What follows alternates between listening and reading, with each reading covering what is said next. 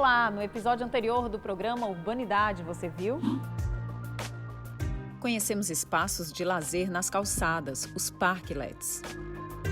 Um bate-papo com o arquiteto Márcio Holanda sobre arquitetura natural.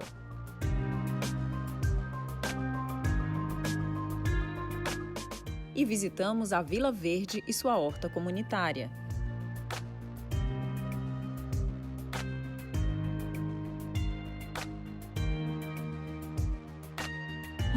Vamos nessa repensar a cidade com a gente?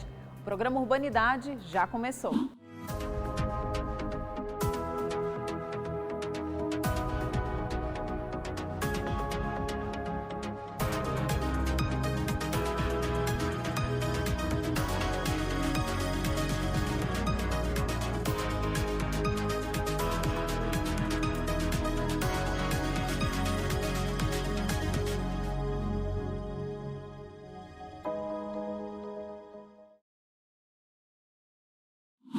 Toda edificação antiga representa uma parte da história de um povo. Tão importante quanto preservar essas construções é criar novas utilizações para que a população possa conhecer e visitar. Uma opção é transformar em um espaço para exposições. É o que vamos mostrar para você em nossa visita à Casa do Barão de Camusim, que recebe o Salão de Abril deste ano, um dos mais importantes eventos das artes plásticas no estado. Em nossa entrevista virtual, vamos bater um papo com o arquiteto André Araújo Almeida para falar sobre o desenvolvimento de Fortaleza e seus processos arquitetônicos. E para começar, vamos falar sobre mobilidade urbana e como os corredores exclusivos de ônibus podem diminuir o tempo da viagem. Olha só. Tornou quase que obrigatória a presença de faixas e corredores exclusivos na cidade. Mas afinal, qual o impacto e importância que isso tem para a população?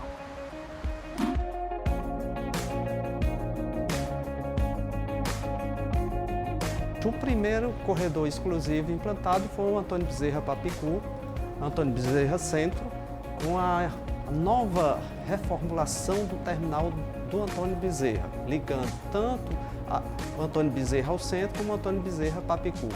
Então, o primeiro corredor exclusivo, da qual nós tivemos aí que colocar 50 ônibus-hora dentro desse corredor em 2014. Então, a priorização, só para você ter uma ideia, né, o corredor Antônio Bezerra Papicu, na Bezerra de Menezes, antes da exclusividade, nós tínhamos uma velocidade média comercial na ordem de 12 km por hora.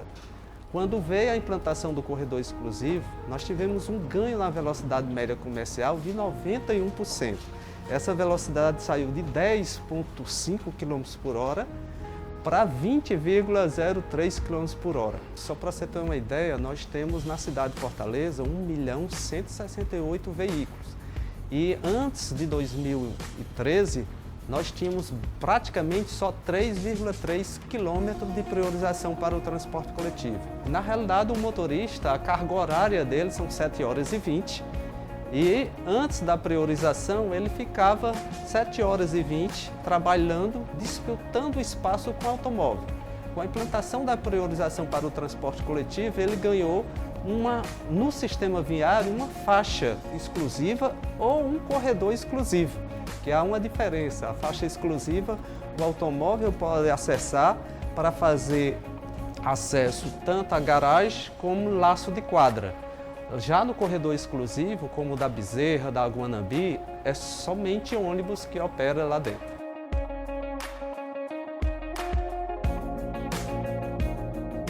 Sem dúvida nenhuma, a grande vantagem da priorização do transporte coletivo, além de diminuir o tempo de viagem no interior dos ônibus para os passageiros, diminui o custo operacional do sistema, diminui emissões, né, do efeito estufa, uma vez que a velocidade média comercial maior no sistema de transporte, a gente precisa de menos ônibus para fazer o mesmo serviço. Só para você ter uma ideia, esse corredor Antônio Bezerra Papicu, que estava com 10 km por hora e foi para 20 km por hora, tá? O tempo de viagem para o usuário reduziu em torno aí de 50%. Então ele teve um ganho de metade, meia hora mais ou menos, numa viagem, por exemplo, Antônio Bezerra Centro, de meia hora para ficar mais tempo com a família, sem falar nos ganhos para o meio ambiente, uma vez que nós precisamos de menos ônibus dentro do corredor.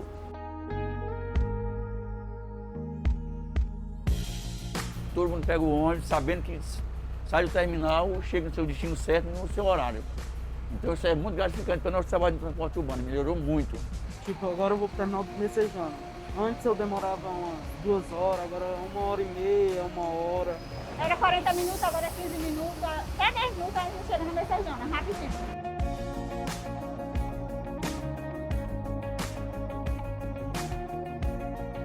Nós temos 9 corredores na cidade. Foi implantado 2 corredores exclusivos.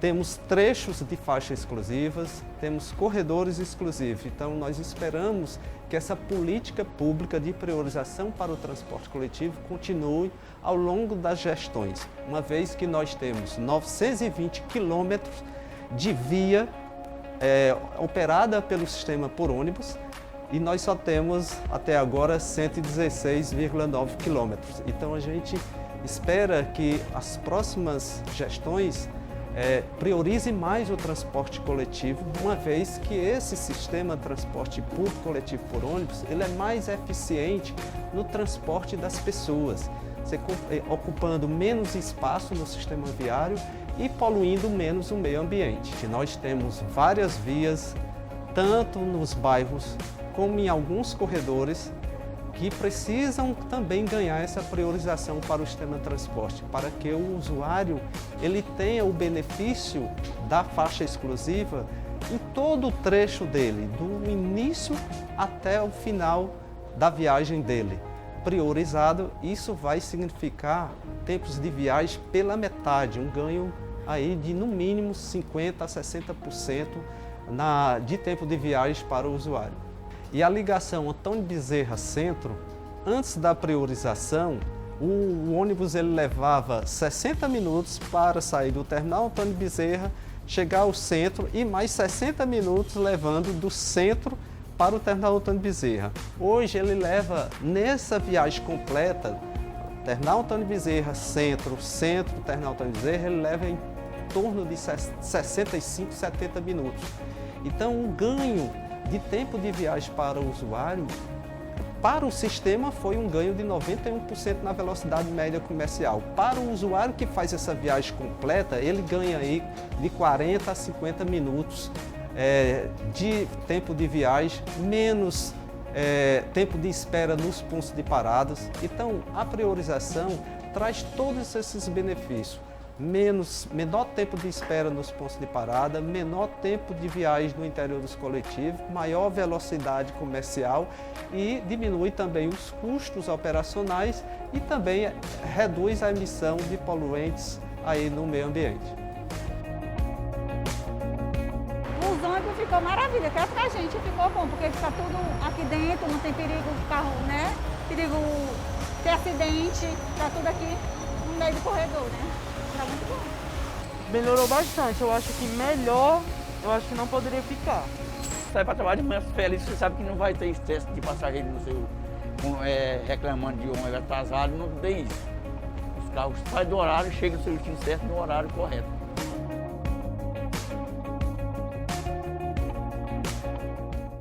A história de uma cidade é feita de fatos que aconteceram durante a sua criação e desenvolvimento.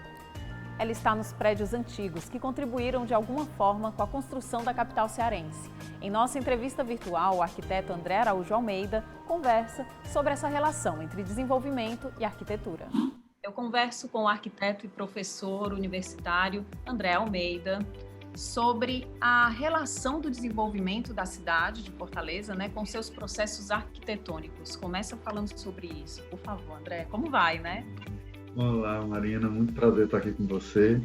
É um desafio, né, a gente falar de forma tão sucinta, né, mas de fato, né, não só Fortaleza, mas toda e qualquer cidade, a arquitetura, né, a produção do espaço, né, através dos edifícios, mas também dos espaços livres, dos espaços abertos, públicos e privados, né, eles são reflexos, são influenciados pelo seu momento, pela sua época, e pelos pensamentos que existem que circulam, né, pela sociedade. E a Fortaleza tem uma história recente, mas comparado com algumas das cidades brasileiras, e as cidades brasileiras são recentes em relação às cidades de boa parte do mundo. Mas nós vivenciamos momentos diferentes, momentos em que mal tínhamos uma situação, uma condição urbana em tempos coloniais ou mesmo em tempos imperiais, quando o desenvolvimento da cidade ainda era muito incipiente em torno de uma fortaleza e de um poder militar e administrativo, quando os núcleos e a rede de cidades no Ceará já se desenvolviam no interior. Vamos falar agora sobre como a gente pode cuidar do nosso patrimônio histórico e cultural.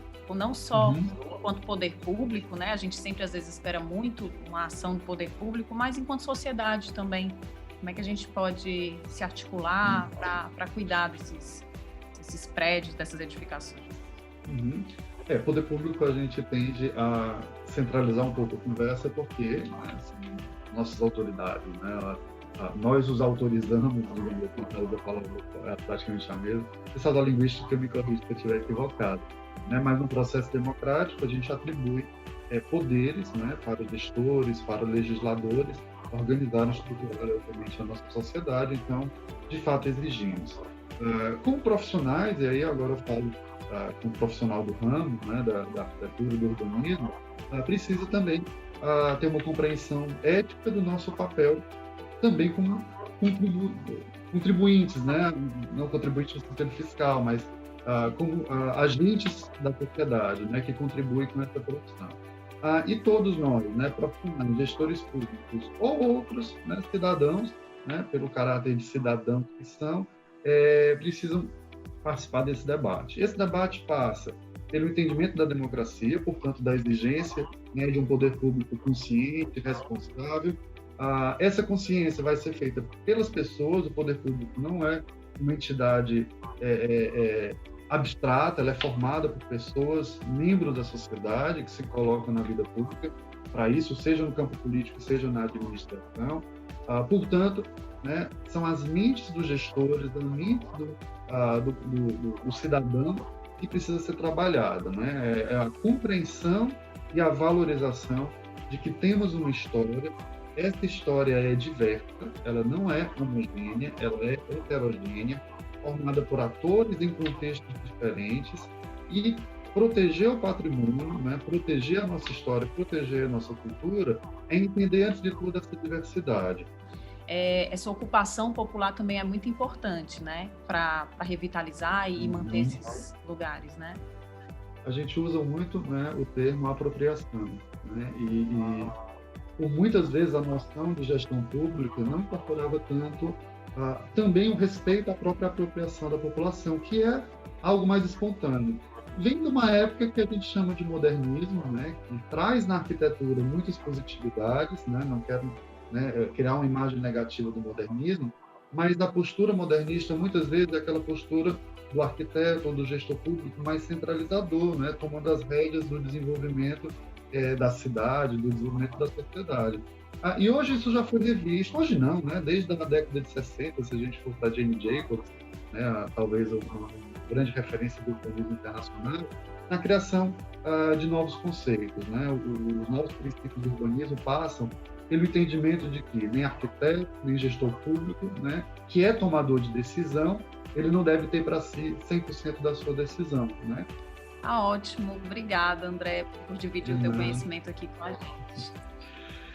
Muito obrigado, eu que agradeço. E por falar em prédios históricos, nossa próxima matéria mostra a Casa do Barão de Camusim, edificação que, entre outras exposições, abriga o Salão de Abril, um dos mais importantes eventos de artes visuais do Ceará. Preservação e arte se encontram por lá.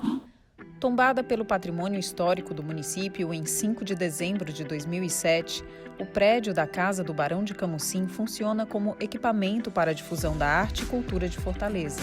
Em 2020, recebe a 71ª edição do Salão de Abril. A Mileide é diretora do Complexo da Vila das Artes e vai falar para a gente um pouco de como é que está funcionando hoje esse complexo, né? A Casa do Barão de Camusim é um dos 3 pilares, né, desse complexo. Fala sobre isso. O complexo é uma ideia que surge dentro de um seminário que foi feito com a categoria artística da cidade, né? E surge a ideia, já tinha de forma em separado a Casa Barão de Camusim e a Vila das Artes na Casa de Formação. A ideia era transformar todo esse espaço como um espaço cultural e nada mais do que chegar à ideia do complexo, né? Então ele é composto, ele tem 3 pilares praticamente, composto pelo Centro Cultural Casa Barão de Camusim, que tem muito na sua efervescência, no seu nascedor, o espírito da arte plástica, né, das artes plásticas, e a Casa Vila das Artes, que dá o nome do complexo. Lá nós temos 4 escolas já funcionando, né, que são as escolas de dança, teatro, audiovisual e circo, tendo o audiovisual como a sua primeira escola, que nasce em 2006. Depois veio a dança, o teatro e o circo. Cada escola também tem 2 eixos principais. O eixo dos cursos de longa duração, a dança 6 anos, crianças de 8 a 14, teatro, circo e audiovisual 2 anos, tendo no teatro 2 vertentes, né? Que é a vertente da criança, de 8 a 14, em 2 módulos diferenciados, e um curso de conexão contemporâneo que é para o artista da cidade, uma forma dele também se atualizar, debater o que está acontecendo lá fora, naquilo que há de mais de um debate, vamos dizer, da política de teatro, né? Então a escola funciona mais ou menos assim. E o terceiro pilar, que está nascendo, apesar dela vir junto desde da origem das escolas, mas não tinha uma característica própria, que é a nossa biblioteca, né? A biblioteca é o sonho nosso, ela compõe o sistema municipal de bibliotecas, mas ela tem uma característica diferente, que ela vem só com um acervo, 80% desse acervo é em livros de arte, com uma outra singularidade, né? Fala pra gente como é que era o funcionamento dessa casa antes de ela ser tombada, né, e de virar um equipamento cultural. Olha, a Casa Barão de Camusim, eu tenho no meu imaginário infantil, que era o meu sonho conhecer essa casa, né? Mas ela era da família, né, do Germiniano, que era o nome dele, né? Barão de Camusim é um dos poucos que recebeu da forma direta, vamos dizer, do Império, né, o título de barão. Então aqui era a residência deles, que constrói a casa para a esposa e a casa a casa para a filha e a casa para os netos, aqui ao lado, né?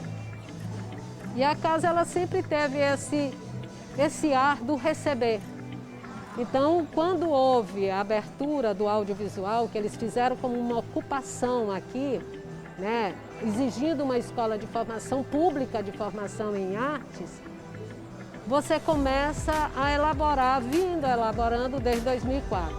Com o seminário que aconteceu em 2017, foi mais desenhado o sistema. O complexo já foi falado da possibilidade de vir a ser um complexo, da possibilidade daqui ser o centro cultural e de ser focado nas artes plásticas, né? Já a Vila das Artes, ela nasce com a Escola do Audiovisual, que depois vem a dança, o teatro. O circo vai ter a sua primeira seleção pública, né? É tudo por seleção pública, em fevereiro, né? Para a primeira turma, vamos dizer, do curso de longa duração.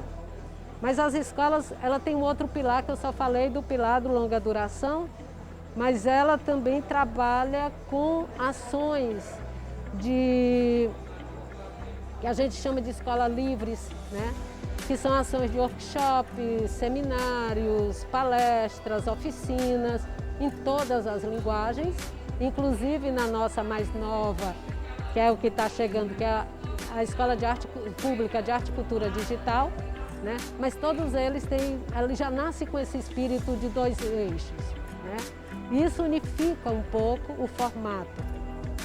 Nós temos algumas escolas que têm uma grade de professor fixo, mas a Escola do Audiovisual, por exemplo, passa sem ser momento de pandemia, mas passa em torno de 50 a 60 professores nos 2 anos.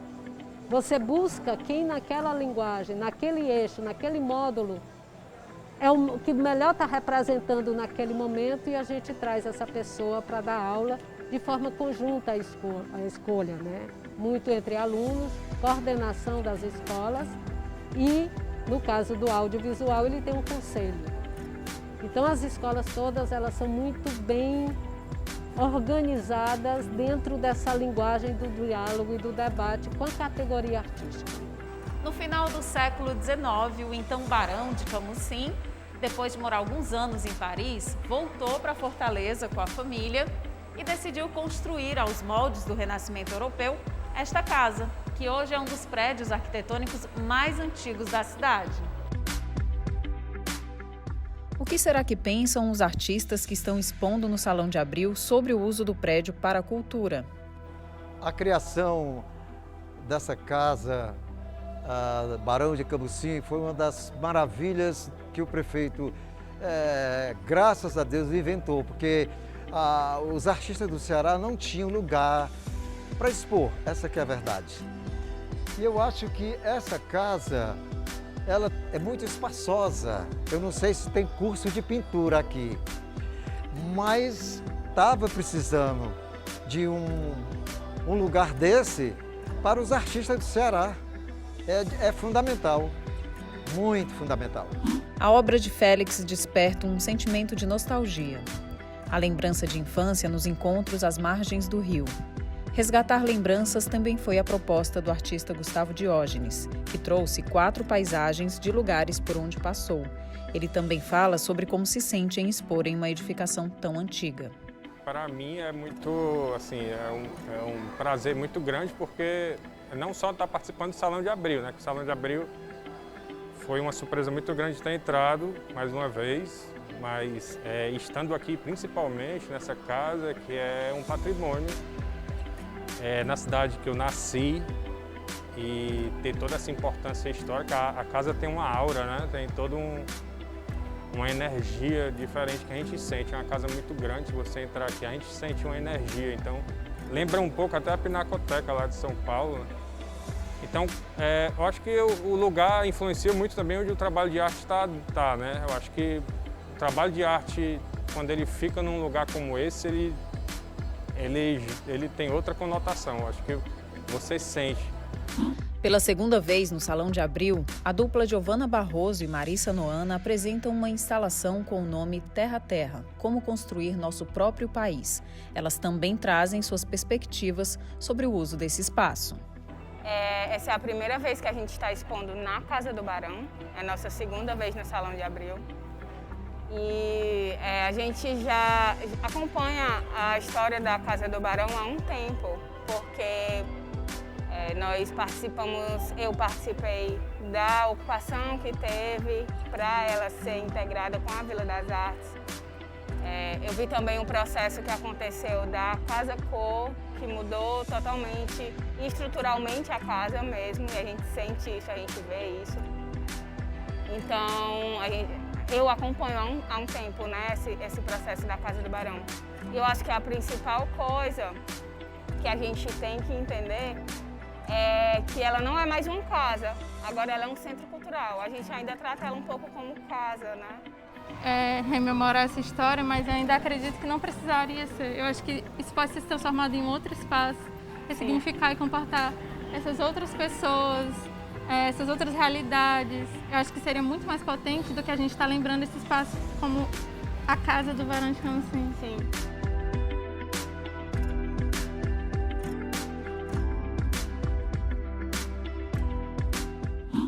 O programa Urbanidade de hoje chegou ao fim, mas nós voltamos em breve, sempre com arquitetura, arte, mobilidade urbana e ocupação inteligente dos espaços.